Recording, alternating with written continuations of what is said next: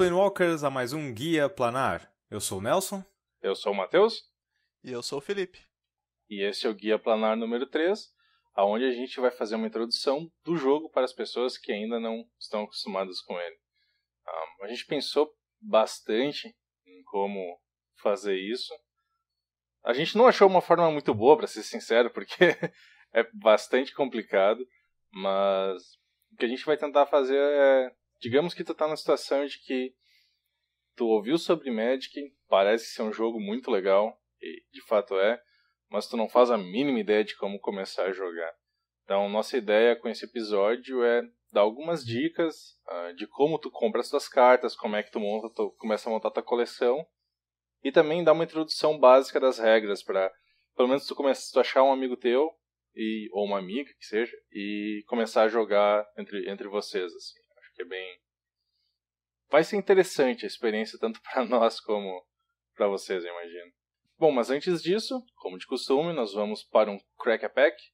E hoje com um set muito querido pelo Felipe, Nova Phyrexia. É um set assim que esses dias eu ainda estava olhando as cartas que tinha nele. E, cara, é impressionante, tem muita carta boa nesse set. Muita carta boa mesmo. Pra construídas. Esse ano tem carta boa. É simples assim.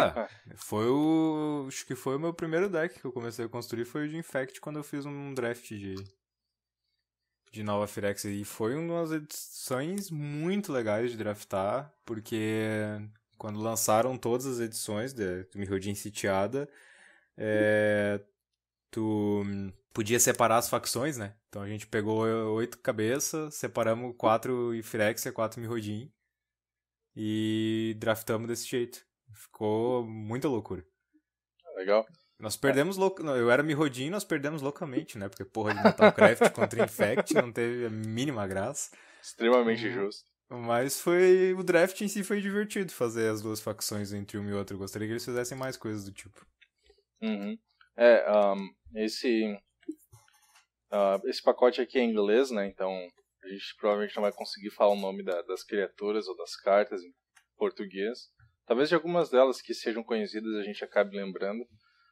A arte da capa do booster é a Sheldred, que é um dos Praetor, que é um ciclo de criaturas lendárias míticas, bastante poderosas, todas elas. Bastante Acho que não tem nenhuma.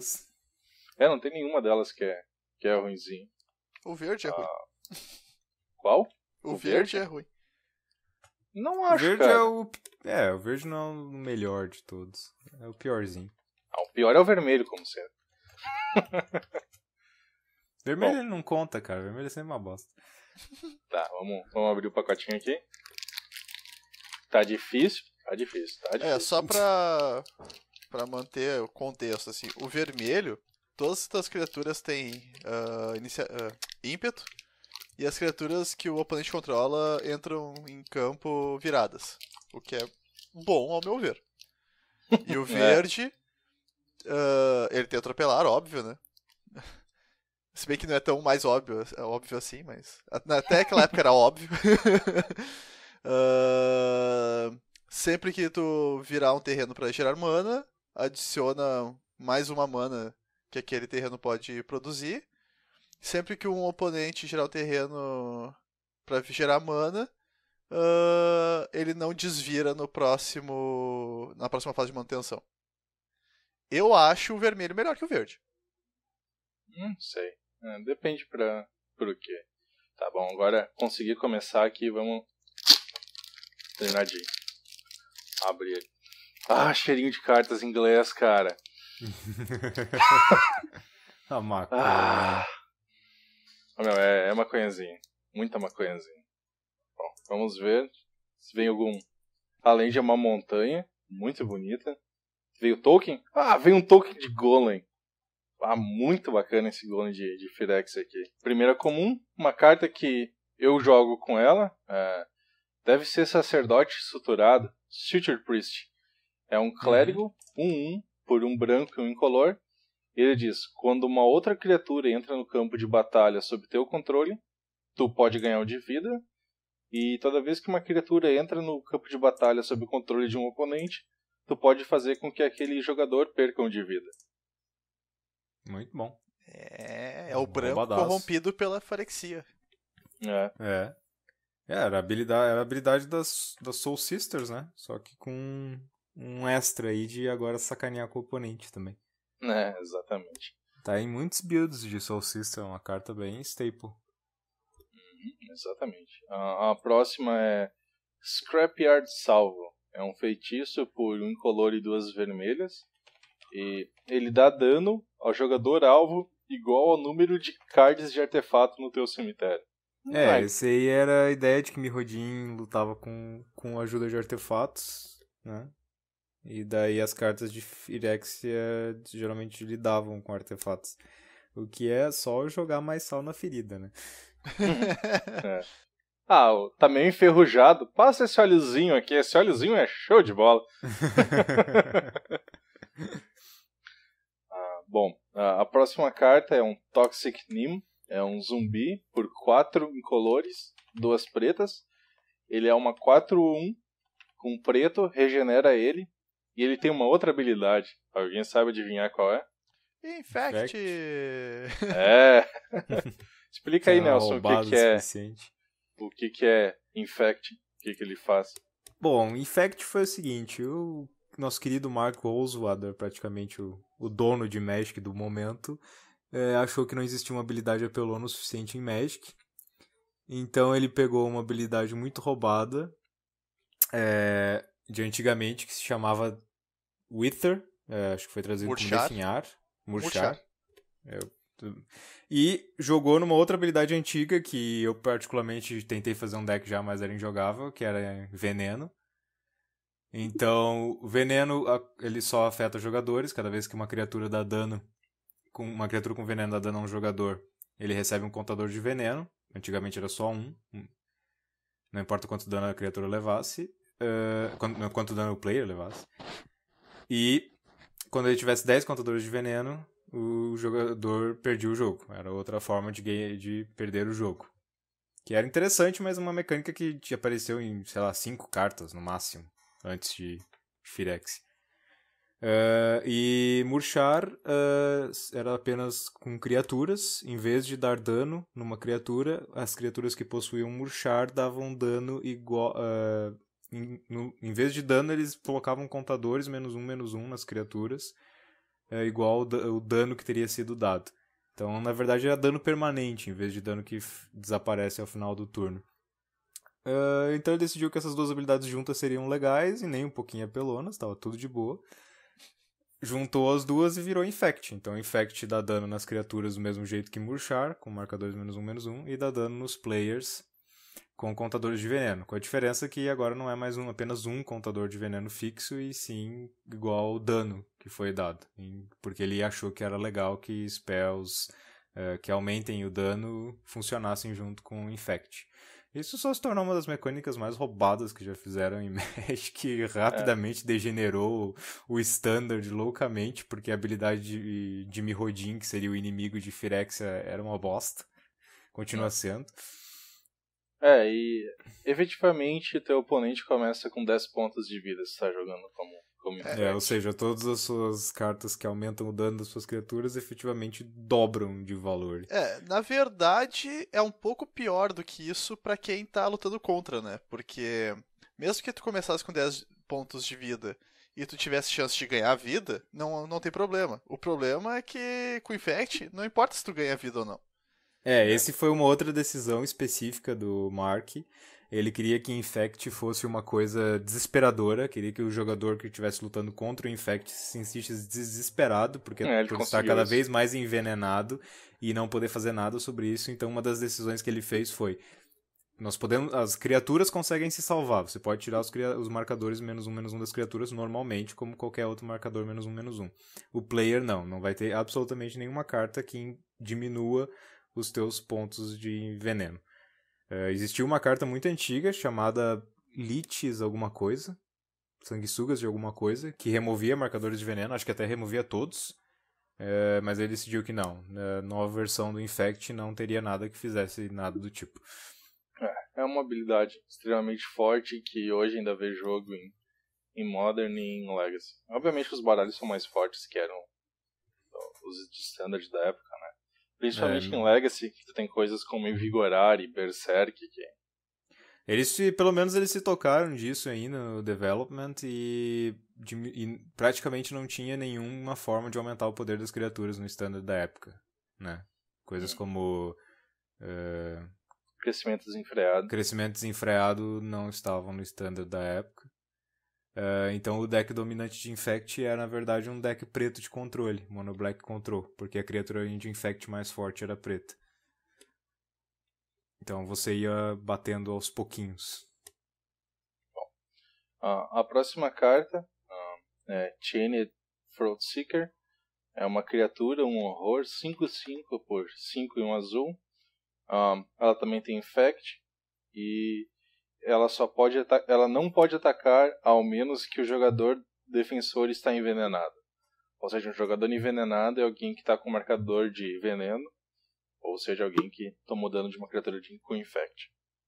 As criaturas grandes de Infect, tirando esse dragão chamado Sphinx, que era a criatura mais forte, todas elas tinham algum drawback. Então, por exemplo, uma criatura muito boa, que agora não vou lembrar o nome em português, obviamente, mas ela era uma 5/5 que durava por apenas 2, 3 turnos, se eu não me engano. Tinha outra que te dá marcadores de Infect a cada turno, então tu tem que matar o inimigo mais rápido do que tu. Tinha outra que cada dano que ela levava era marcadores de Infect que você recebia. Então, geralmente as criaturas grandes de Infect tinham drawbacks bem pesados pra usar. Exceto esse Sphinx. Esse Sphinx era só roubado, né? Acho que era uma 4/5 Flying Infect Regenerate. Se eu não me engano, uma coisa assim. Bom, a próxima carta é um encantamento, uma aura, por 1 verde, Viridian Harvest. Ele tem encantar artefato e quando o artefato encantado é colocado num campo de batalha, você ganha 6 de vida. Ou seja, não jogue com essa carta, por favor.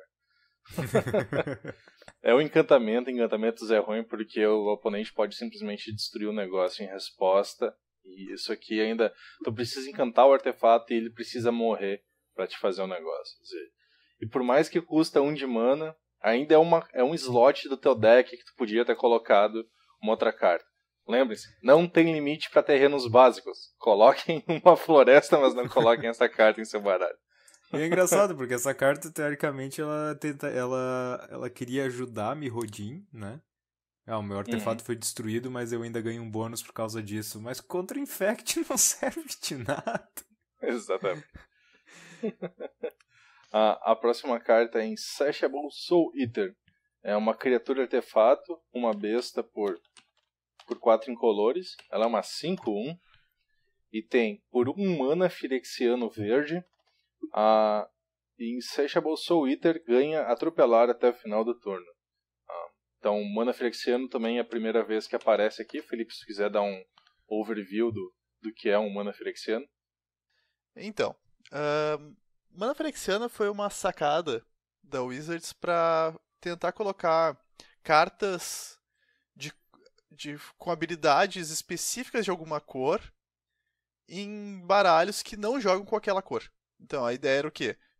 Tu tem uma carta que custa uma branca e uma incolor para jogar, só que na verdade ela é uma mana branca Phyrexiana, onde tu pode pagar um branco ou 2 de vida como aquele custo. Assim, poderia pagar 2 de vida e uma incolor e jogar uma carta branca num baralho preto, vermelho, verde ou azul. Então, basicamente Sim, é isso. Precisar splashar a cor, né? Isso, tu ter acesso a habilidades que geralmente a tua cor não teria, sem ter que colocar outra cor no teu baralho. Só pagando vida como penalidade por isso. É engraçado que o Mario estava comentando que um dos maiores erros que eles cometeram com mana Phyrexiana foi exatamente isso. A ideia deles era que, por exemplo, assim, poderia ser um efeito de uma outra cor, mas que artefatos também deveriam poder fazer. Aqueles efeitos secundários que os artefatos conseguem usar também, né? E eles acabaram não respeitando isso muito bem e algumas coisas ele acabou não curtindo por causa disso. Na verdade, a maioria deles são efeitos... Acho que só um deles, realmente, que eles erraram, né? Sim. Eu torço pra gente conseguir abrir essa carta, mas eu acho que... Acho que vai ser difícil. Eu torço mais pra abrir um Batter School, né? Mas tudo bem. Sonha, né? É. Bom, nós somos pessoas muito sortudas pra abrir boosters, né? Oh. A próxima carta é Glissas Scorn. É uma instantânea por um incolor e um verde. Ela tem destrua o artefato alvo, o controlador dele perde 1 de vida. Eu acho que nesse set deve ser muito jogável essa carta, porque, cara, deve ter muitos artefatos por aí. Sim, sim. Então, mesmo que naturalmente, quando tu artefatos... draftava Mirrodin, tu acabava com muitos artefatos. Simplesmente vinha mais artefato nos decks de Mirrodin, nos boosters de Mirrodin. E essa carta tem uma coisa bem interessante do set, né? Que eles pegaram efeitos consagrados, digamos assim, das cores e colocaram um plus, né? Adicionaram uma coisinha a mais que é sempre o controlador daquilo perder 1 de vida, assim, né? Então, verdade. Então tu tem todas as cartas têm um efeito. Tu tem um Unsummon azul lá, que eu agora não lembro. Vapor Snag. Isso, Vapor Snag, que daí faz o controlador perder 1 de vida. Tu tem o Gets Verdict, que é um édito que faz o cara perder 1 de vida. E tu tem esse Glissas Scorn, que faz o controlador perder 1 de vida. Sempre tem esse adicionalzinho, assim, tu vai perder uma permanente e tu ainda vai tomar 1 de dano. No caso só não tem no azul, no branco e no vermelho, porque são as cores que combateram os Phyrexianos, né? Isso. E o ruim branco... Nossa, eu sou muito dislexo. O verde, o preto e o azul são as que sucumbiram primeiro a Phyrex. Mas o ruim dessa carta é que ela não destrói encantamento, né? Então não é um naturalizar melhorado. Sim, sim. Porque destruir um artefato é um mana... É sempre um de mana a mais, né? Destruir o artefato é um mana verde. Aí agora você tem mais um incolor pra dar mais um daninho. A próxima carta é Pestilent Soul Eater, 5 de manas em 5 colores, por uma criatura artefato, inseto. É uma 3/3 e por um mana Phyrexiano preto, ele ganha Infect até o final do turno. Não parece muito bom, uma 3/3 por 5, talvez com Infect de tempos em tempos, pelo menos tu não matar a criatura do cara, tu encolha ela, talvez valha a pena. Geralmente ela tem fly? É um inseto? Não. Não? Não tem nenhuma evasão. É que geralmente as criaturas com Infect eram assim mesmo. Ou elas eram pequenas de 1/1 de mana e baratinhas. E qualquer coisa que fosse mais do que uma 2/2 já era bem cara. E o fato de ser artefato também, né? Geralmente criaturas artefatos têm um custo de mana maior por tu poder colocar em qualquer baralho. Geralmente é 1 de mana a mais por 1 ponto de poder e resistência a menos. Isso. A próxima carta é Furnace Scamp, é uma criatura besta por 1 mana vermelho. É uma 1/1 e quando ele causa dano de combate a um jogador, tu pode sacrificar ele. Se tu fizer isso, ele causa 3 pontos de dano àquele jogador. Legal. Eu acho que a melhor expressão é aquela do Felipe.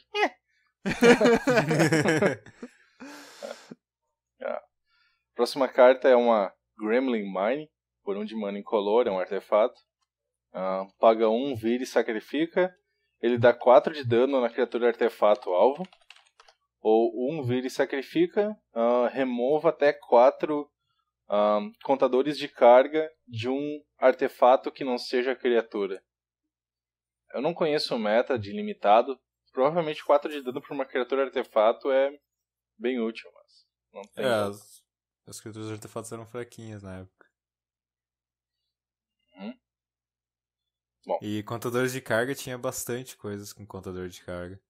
Se eu não me engano, o Tumble Magnet estava.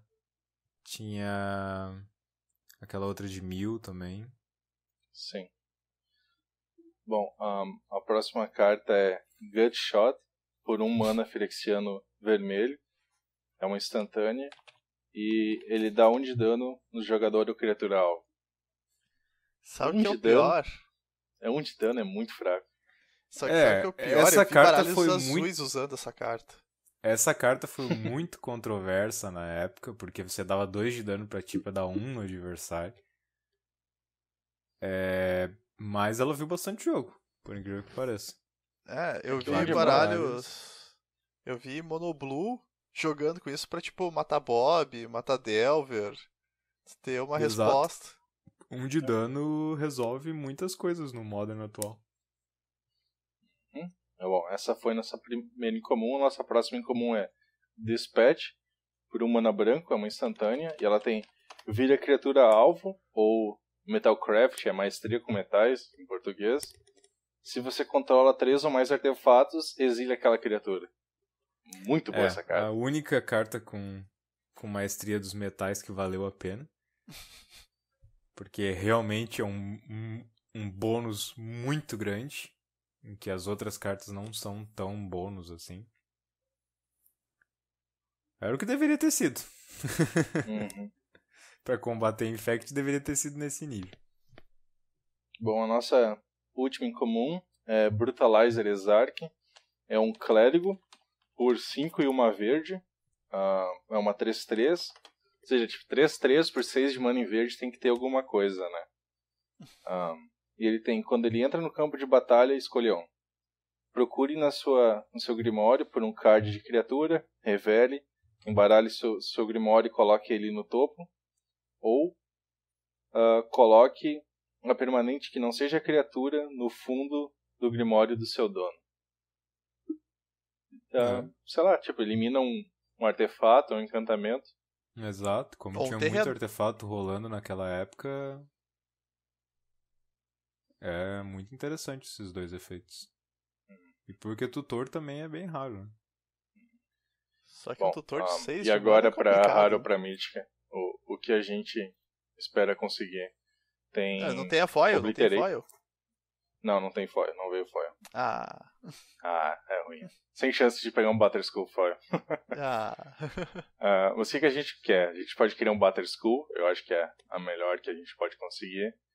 Spellskite é muito bom também. Tem o Phyrexian Obliterator, tem os Praetores, tem mais alguma mítica boa, assim, ou rara. Qualquer Planewalker também, né? Tem o Carne! Porra, tem Carne! Mas vamos pegar nossa pobre. Tu não vai acreditar. Batterskull. Mas, nossa, uma carta boa, não acredito. O pack que nós abrimos que tem alguma coisa decente. Nossa. Porra, só porque eu comprei um mês passado. Tem que achar um sleeve aqui logo. Pô, impressionível. Já sabemos que o resto dos 18 packs que nós temos pra abrir no momento vai vir só merda, né? A gente tem uma pilhazinha aqui de uns packs, que nem o Nelson falou, a gente tem de Mirrodin sitiada, da facção Mirriana, tem também um da facção Phyrexiana, tem coisas tem uns bem antigos, assim, tem um booster da 9ª edição, Innistrad, e aí tem uns mais recentes aí no meio, mas vai dar pra abrir uns pacotinhos divertidos. Mas sabemos que nunca mais vamos abrir alguma coisa, porque acabamos de abrir um Batterskull. Já foi toda a nossa sorte dos 20 pacotes aí. Batterskull. Artefato e equipamento, 5 de mana. Deixa eu procurar aqui a tradução. Arma viva. Quando esse equipamento entra no campo de batalha, coloque no campo de batalha uma ficha de criatura preta 0/0 do tipo Germe e anexe a ela. Então, como as habilidades acontecem simultaneamente, o Germe, quando ele entra em jogo, o Germe aparece, ele já equipa, então o Germe continua existindo. Por que ele continua existindo? Porque a criatura equipada recebe +4/+4, tem vigilância e vínculo com a vida.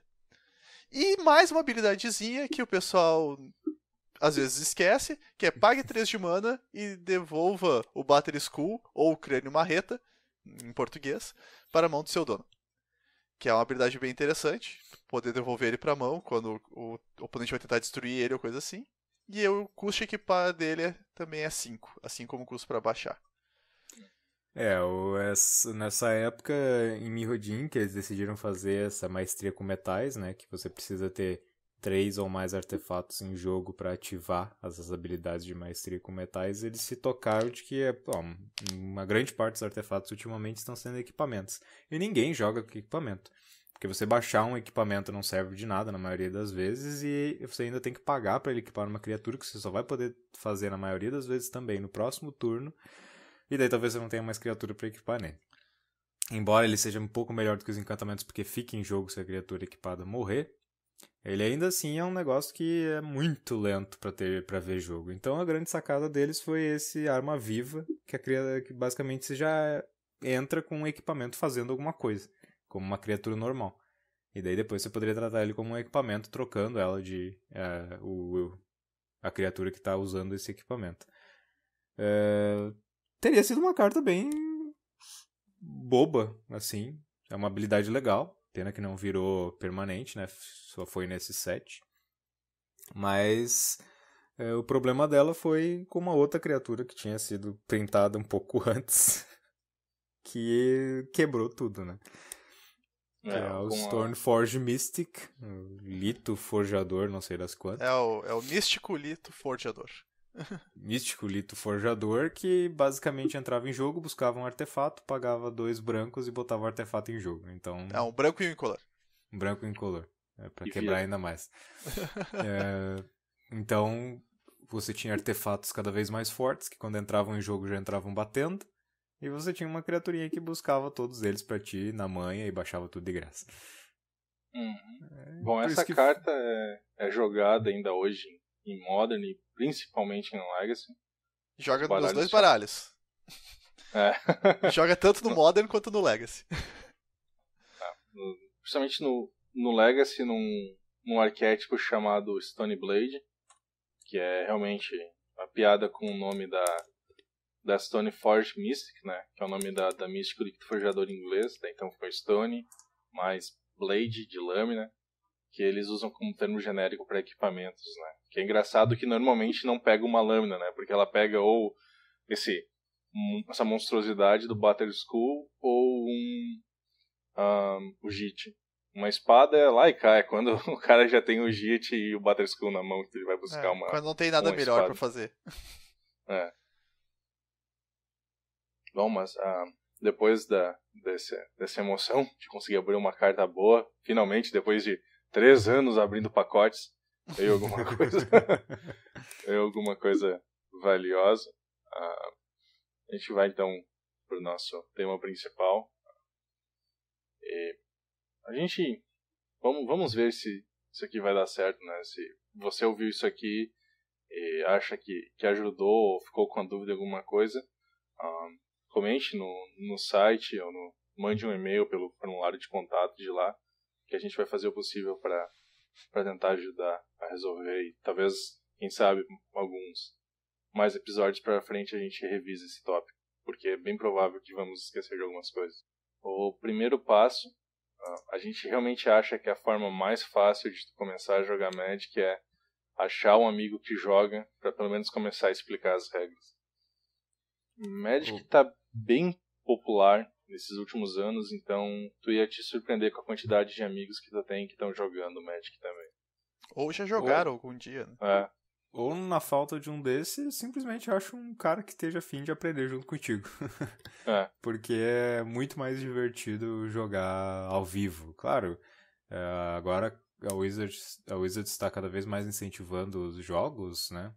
Os games de Magic com o Duels, que é muito bom, né? Agora saiu um outro agora. Não lembro o nome. Magic Duels.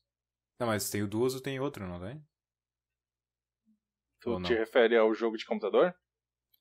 Não, no ano passado tinha o Duels e tinha o Magic 2011, eu acho. Coisa assim. Não, porque os 2000 alguma coisa são a continuação do Duels. Isso, sim, então tá. Magic Duels of the Planeswalkers 2015. Também tinha 2014, 2013 e 2012, né? Aí esse ano eles resolveram fazer só Magic Duels e eles não vão mais lançar todo ano um jogo novo, só que eles fizeram, na minha opinião, uma burrice desgraçada de fazer o jogo no modelo free-to-play. Bom, a Wizards está tentando incentivar esses games, porque é uma forma rápida e prática de tu ensinar novos jogadores, né? Que não tenham contato com o jogo de outra forma. São joguinhos bons para começar, eles realmente são tutoriais bem legais, tu vê as coisas acontecendo, os efeitinhos de computador, das cartinhas, não sei o que, ajuda bastante a tu visualizar o negócio para depois quando tu pegar as cartas físicas, que não vai ter todas aquelas baracubaco. Então, mas o melhor mesmo é você ver se conseguir pelo menos um amigo que esteja disposto a aprender contigo. Vá numa loja e chegue pro cara e diz: queremos aprender a jogar, o que tu sugere? Provavelmente o cara vai te dar uma mão, assim. A maior parte das pessoas que gosta de Magic não gosta de Magic, elas gostam de Magic. A maioria do pessoal nas lojas e no grupo da comunidade, assim, são pessoas legais que vão ter todo o prazer em te dar umas dicas, em te ensinar um pouquinho, ou pelo menos te mostrar o caminho. Geralmente o que se recomenda muito para pessoas que querem, tem dois cabeças, querem começar a jogar, vão numa loja, o que eu faço? Geralmente o cara vai te direcionar para os decks prontos.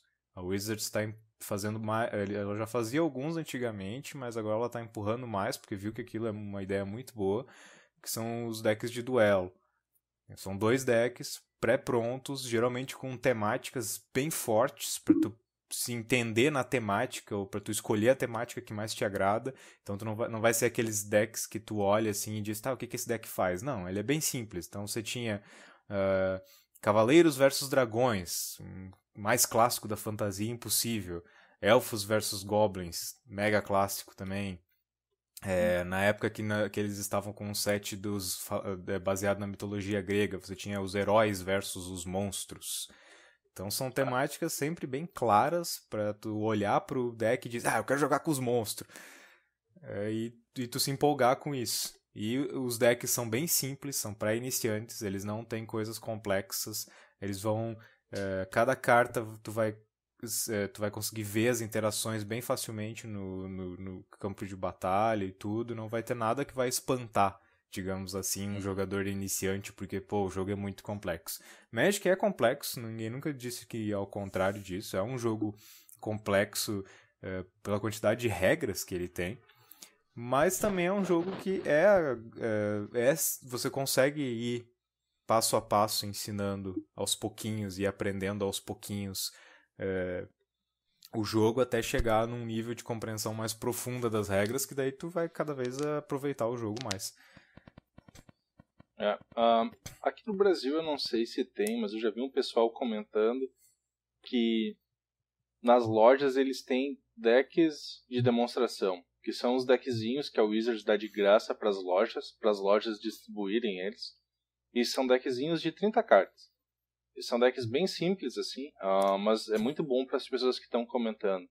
Eu acho que vale a pena tu passar nas lojas e perguntar se eles têm esse deck. Se eles tiverem, tá? E quiserem vender para vocês, eles estão fazendo errado, tá? Não comprem esses decks, é para ser de graça. Mas são os decks de demonstração de 30 cartas, tá? Só para deixar bem claro. São decks que não tem nenhuma carta cara, são cartas bem baratas, é aquele negócio para tu começar a viciar o coitado mesmo. É o craquezinho de graça. Exatamente. É o carinha na frente do colégio entregando os papelotes. Eu vi essas cartinhas já. Obviamente eu não pude pegar uma delas para ver o conteúdo, né? Mas eu vi elas na loja e é interessante. Os que eu vi cada baralho era baseado em um Planeswalker. Então tu podia escolher qual era a tua cor favorita ou olhar pra cara do bicho e decidir que esse cara aqui eu fui com a cara dele. Normalmente eles iam ter, por exemplo, o baralho verde é baseado em baixar criaturas grandes e atacar com elas. O azul é baseado em tu tentar ser mais esperto que teu oponente e tentar fazer com que ele faça jogadas que tu tá planejado para lidar com elas, sabe? Aí tu consegue... E esses baralhos é legal porque eles realmente têm essas cartas, assim, por exemplo, no azul tu vai ter anular, ou acho que é anular ou cancel, que é a contramágica mais clássica que nós temos nos tempos modernos, mas só para a pessoa já ter ideia, assim, do que cada cor faz, quais as características daquela cor. E daí esses são legais. outra forma legal de introduzir o jogo, se você conseguir juntar um pouco maior, um grupo um pouco maior, que inclusive nós fizemos, eu fui reintroduzido ao Magic dessa forma e nós introduzimos um colega nosso dessa forma, se ele já sabe as regras, já está um pouquinho mais capacitado no jogo, pelo menos para conseguir jogar sozinho, né, sem precisar de ajuda, já ensinou as regras básicas para ele, é tentar fazer um draft. Quais são as vantagens do draft? Ele vai começar a ter um conjunto de cartas para poder mexer nos baralhos construídos dele ou fazer o próprio baralho dele do zero. E ele vai já conhecer o jogo por um formato ultra mega casual, né? Que ninguém vai estar preocupado no poder das cartas, todo mundo vai estar preocupado em se divertir. Cara, draft não é bem casual não, né, cara? É casual se você quiser que seja, cara. Esse que é o ponto do legal do draft. Pra quem não sabe o que é um draft, você geralmente pega aquelas caixas de vários pacotes, de 15 cartas, junta pelo menos 4 pessoas, já dá pra fazer um não tão legal, o ideal é o 6 a 8, mas 4 já é suficiente. Cada um pega 3 pacotinhos, abre o primeiro pacotinho, puxa uma carta qualquer, escolhe uma das cartas, qual carta que você quer, escolhe uma e passa o pacotinho pro cara do lado. Isso vai rodando então os pacotinhos, tu nunca vai ficar com o mesmo por muito tempo, tu vai pegar 2 cartas, 3 cartas do mesmo pacote. E daí tu tem que fazer com essas cartas que tu pegar, tu tem que construir um deck ali na hora. Parece ser meio complicado, tem que construir um deck na hora e tal, mas não é. Tu faz uma vez, tu já vê mais ou menos quais são as cartas legais, não vai ter que se preocupar em, aquele cara ali tem as melhores cartas. Não, ele tem as mesmas porcaria que tu abriu no teu booster, já vai passar pra ele, já vai ver as mesmas porcaria. Então eu acho que é um formato legal para introduzir pessoas. Pelo menos nós conseguimos introduzir alguém desse jeito e ele pareceu bem satisfeito com isso. Principalmente porque ele ficou com um bolo de cartas generoso, construiu o próprio deck dele depois desse bolo de cartas e já saiu jogando com outras pessoas.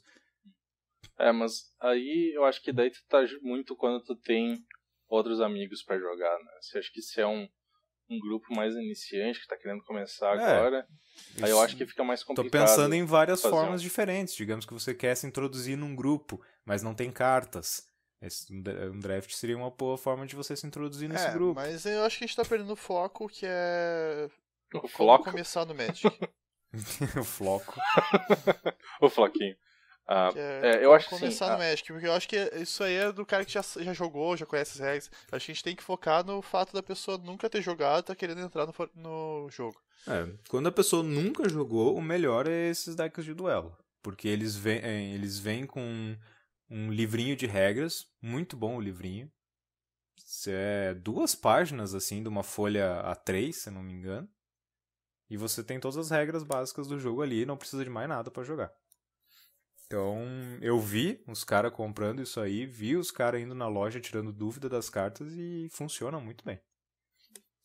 Então, recapitulando, né, dando uma geral do que entender. Se estiver começando agora, a melhor forma é achar um amigo que joga e pedir para ele explicar. Se não, uma opção muito boa é usando esses jogos Duels of the Planeswalkers, ou agora Magic Duels. O Magic Duels não saiu ainda, mas todos os outros tem para PC, Android, iOS, PlayStation 3, PlayStation 4, Xbox One. Eu não tenho certeza se eles têm, na verdade, para PlayStation 4 e Xbox One. Eu acho que é só para a geração passada, mas eu devo estar errado e deve ter. De qualquer forma, melhor mesmo é jogar num PC ou num tablet. Não deve ser muito legal jogar num PlayStation. E esses jogos são muito bons, tá? Pra pegar o início do jogo, porque eles têm um tutorialzinho legal que vai te explicando o que são terrenos, o que são mágicas, falando sobre as fases do turno, um pouco mais dessa. E depois que tu já te acostumou assim um pouco com o jogo, daí eu acho que tu já pode ir pro próximo passo, né, que é pensar como fazer. E aí dá para recapitular também o que a gente comentou. Duel decks, né, os decks de duelo são uma excelente opção. que são decks rápidos e balanceados para serem jogados uns contra os outros. E a gente até estava comentando que seria legal a gente mesmo pegar um desses assim para quebrar o padrão, né, para tentar jogar uma coisa mais diferente. Esses decks realmente são bem legais. O nosso grupo de jogo que seria para jogar casualmente, então sem se preocupar com conseguir o melhor deck, fazer decks divertidos, está degenerando muito rápido. As pessoas estão indo para o lado negro da força com muita facilidade. É complicado, né? É tipo, entre o casual e o competitivo, tu virar o fio é muito fácil, né? Porque tu começa no casual, tu vai montando baralhos que são divertidos, como disse o Nelson. Só que daí o teu baralho que é divertido vai começar a perder, tu vai querer melhorar ele. Daí por mais que tenha um grupo de jogo que é fechado, assim, que são poucas pessoas que jogam, daí tu vai começar a melhorar aquele teu deck, daí as outras pessoas vão começar a perder, elas vão começar a querer ganhar também, elas vão começar a melhorar o deck dela, e assim quando tu vê, tu tá com um baralho competitivo, então... Não, Felipe, é uma evolução que acaba... Teu. Não é só meu. Eu não tenho esse problema, os baralhos continuam casuais. Não é só meu, é uma evolução que acaba sendo natural. É claro, tu sempre quer melhorar o deck. O importante é só tu se tocar assim, não.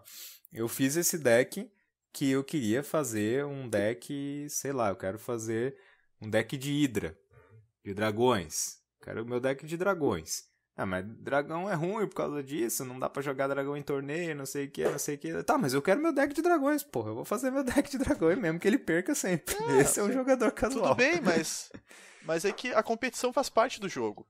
Então, não, claro. Por mais que tu queira jogar uma coisa casual, vai ter um momento que tu não quer só perder. Que teu deck bobinho, tu vai querer melhorar ele. Eu não tô dizendo que tu vai passar de um deck de $30 pra um de 2.000 da noite pro dia. Mas eu tô dizendo que, com o tempo, por mais que tu não vá jogar torneios sancionados, onde tem pessoas com esses decks de $2.000, tu vai estar querendo ganhar dos teus amigos. Então tu vai estar jogando competitivo com eles, mesmo tendo um jogo que era pra ser casual. Então... aquele caso dos várias facetas de jogador de Magic. O Felipe pensa desse tipo porque ele quer ganhar todos os jogos. Já eu não quero ganhar os jogos, eu só quero que o meu deck faça o que eu fiz que ele fazer. O Nelson ele pode perder, mas se ele perder de forma espetacular, ele sai feliz. Se eu fizer o meu combo espetacular, fenomenal, de 20 cartas pra fazer e perder o jogo, não interessa, eu ganhei. Eu fiz o combo.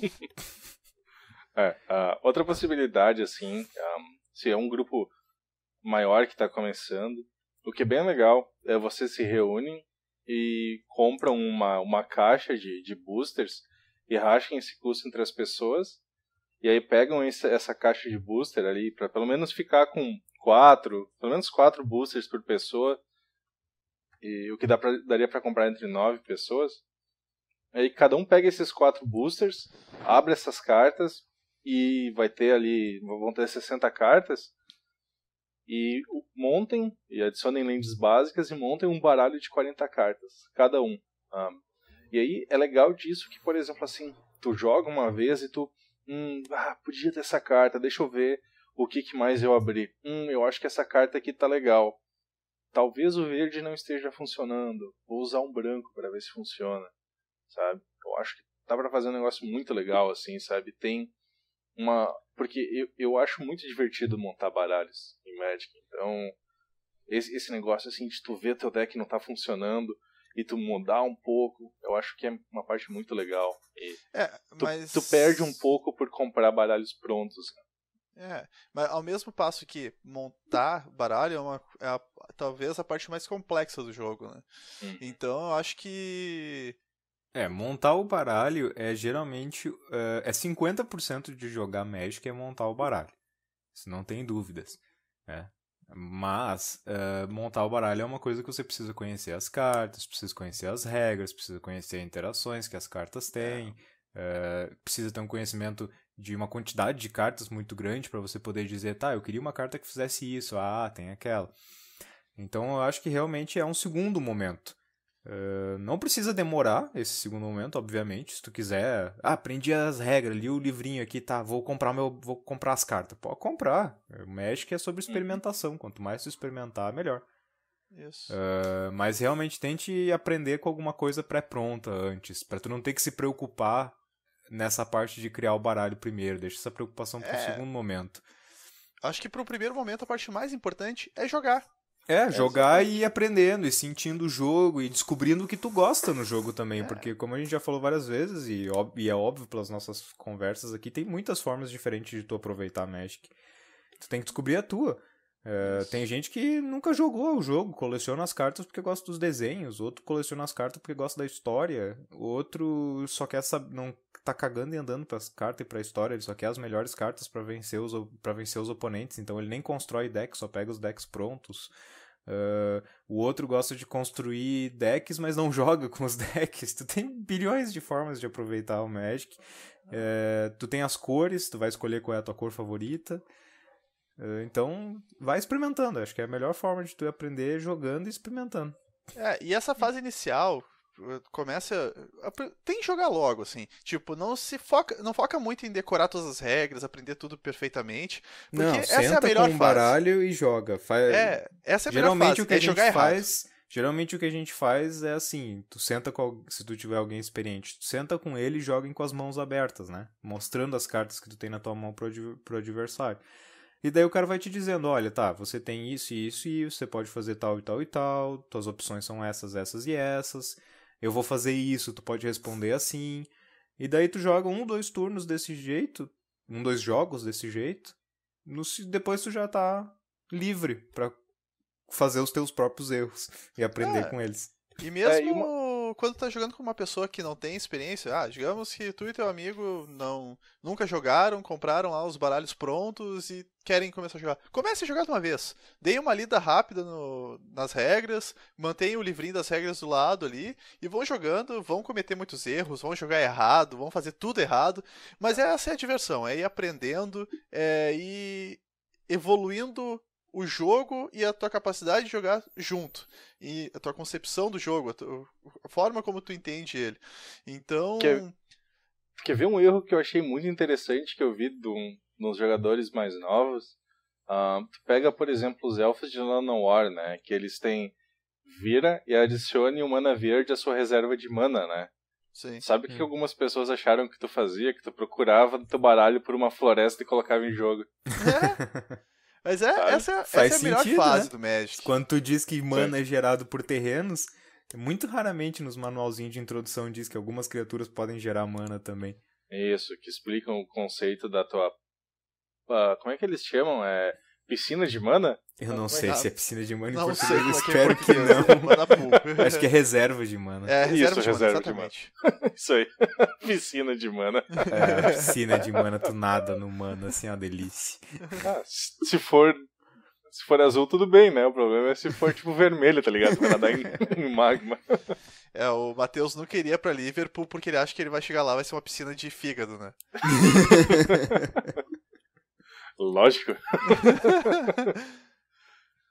Mas aí que tá. Essa é a melhor fase do Magic, é quando tu tá aprendendo, é quando tu tá descobrindo, quando tu vai fazer merda, tu vai fazer tudo errado, mas com o tempo tu vai assim, não, mas isso aqui não pode estar certo. Daí tu vai lá vendo o manual, é assim que se faz, então.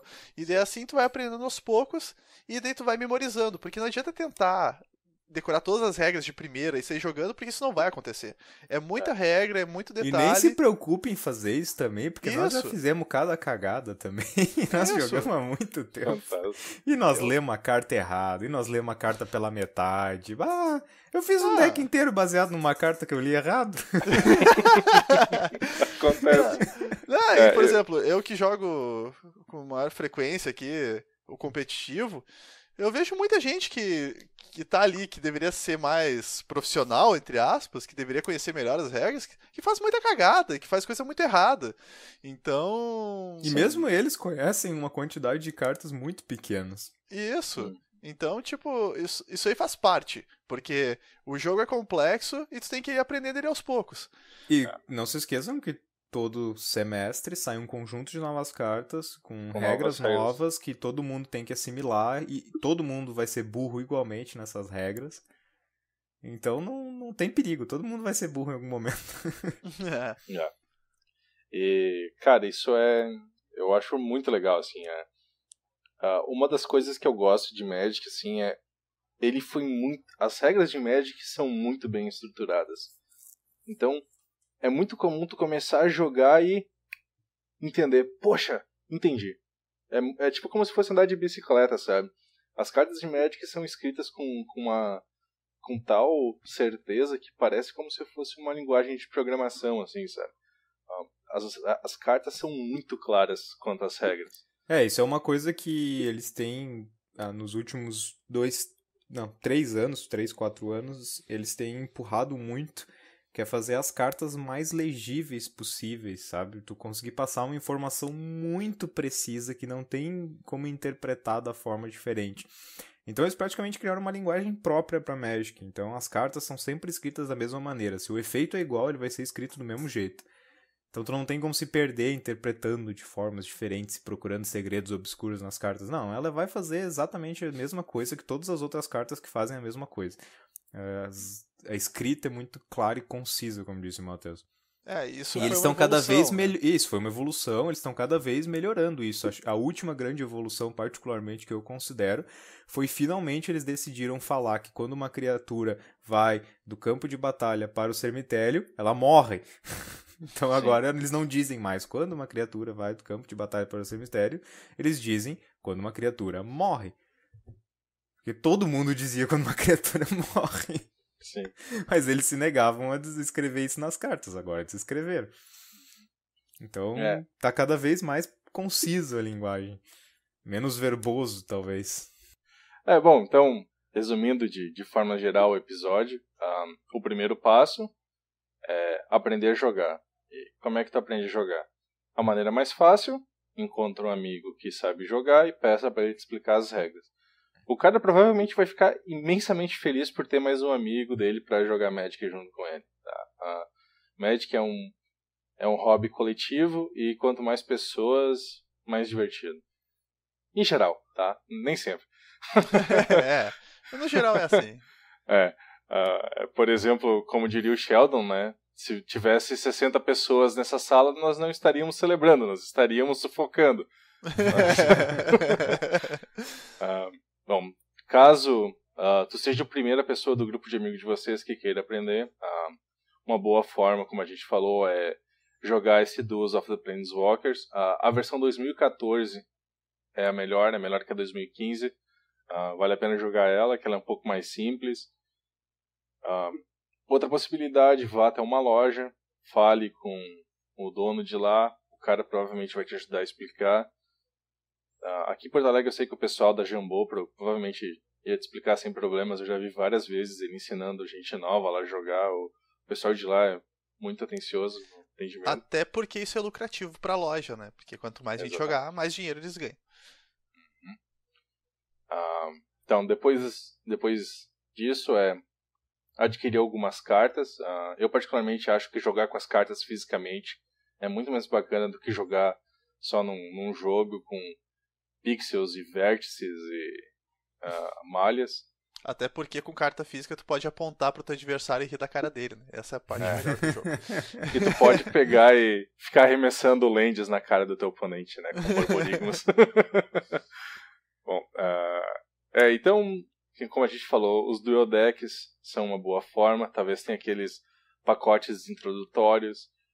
Tem esses baralhos de amostra, que eu não sei se existem aqui no Brasil, mas se existem, muito bacana. Eu já vi. Talvez não todas as lojas não tenham, mas procure na loja da sua cidade que tem boa chance dele ter. Legal. E depois disso joguem. Experimentam, divirtam-se, errem, aprendam. E como eu falei, se estiver jogando já por um tempo e quiser ir para uma loja, vá para o pré-lançamento.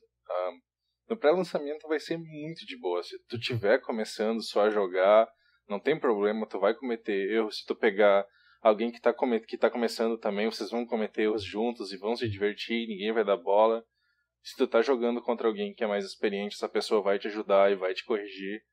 E não deveria ficar brabo. Se ficar brabo, ele é mal comido e tu fala isso pra ele, manda ele tomar no cu. Mas para lançamentos eu bato sempre nessa tecla que vale muito a pena. É muito legal de ir, é um bom, excelente custo-benefício. Eu acho que é isso então, né? A gente já falou bastante aqui. Espero que se você esteja ouvindo esse podcast e chegou aqui porque queria aprender a jogar Magic, como começar, esperamos que você se sinta motivado e vá e jogue. É um hobby muito bom. É tão bom que a gente está fazendo esse podcast. Estamos perdendo nosso tempo e dinheiro aqui fazendo isso. Porque nós achamos que é um hobby muito bacana e merece ser mais bem reconhecido, né? A gente sabe que, infelizmente, aqui no Brasil é muito ruim. As cartas são extremamente mais caras. Até teve um artigo do Paulo Vitor, né, que é um dos jogadores profissionais de Magic mais famosos. Ele está morando nos Estados Unidos. E agora tem o Hall da Fama, né, para os jogadores profissionais. E ele indicou o Willie Edel. E ele mencionou que o principal problema assim, que ele vê pro Willie não ser um jogador com mais destaque é ele morar no Brasil, né? Principalmente pela questão dos preços, né? É foda, cara. E ele não pode nem ter sponsor, né? Porque ele é o dono da loja. Sim, ele é o sponsor dele mesmo, né? E o Paulo falou algumas coisas que eu não reconhecia muito do Willie, cara, assim, que eu achei muito bacana que quando tu pega o pessoal e vai lá para os Estados Unidos jogar, o Willie que chega, por exemplo, assim, e ele reserva hotel, ajuda o pessoal a comprar passagem, ajuda o pessoal a fazer o visto, tudo, sabe? Pô, eu achei muito bacana isso da parte dele. Ele ajuda bastante a comunidade nesse aspecto. Pois é, isso. Então isso é só para mostrar, assim, que aqui no Brasil vai ser ruim, vai ser bem pior do que lá fora, as cartas são mais caras, o nosso dinheiro é muito desvalorizado. Mas é droga e a droga é boa. E também tu não precisa se preocupar em eu tenho que comprar todas as cartas. Não. Como não? Todas as que tu só me fala isso agora.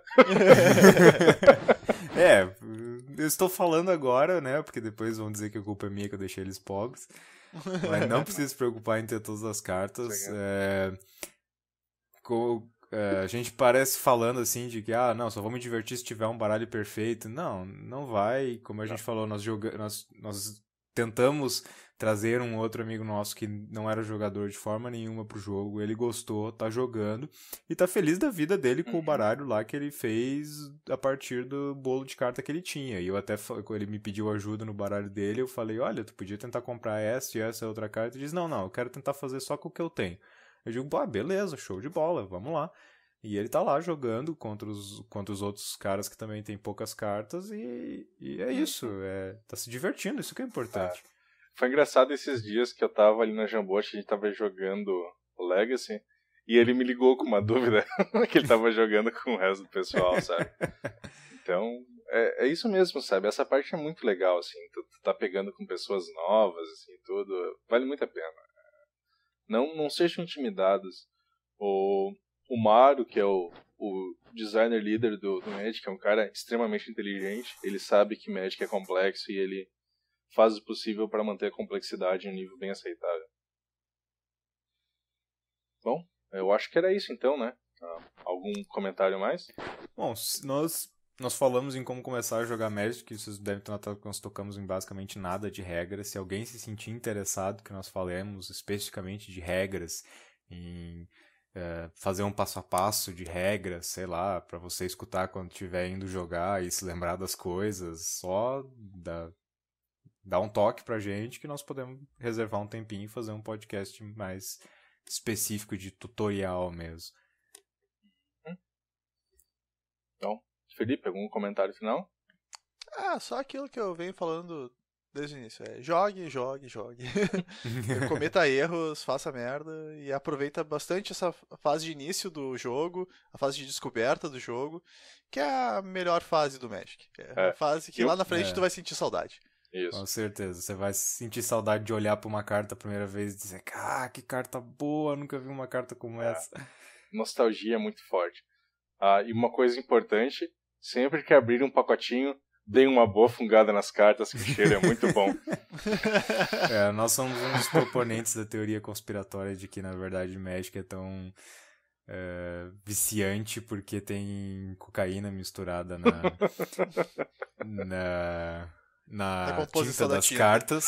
Na composição da tinta das cartas. Não ajuda que as tintas são impressas lá nos países nórdicos, onde a cocaína é liberada.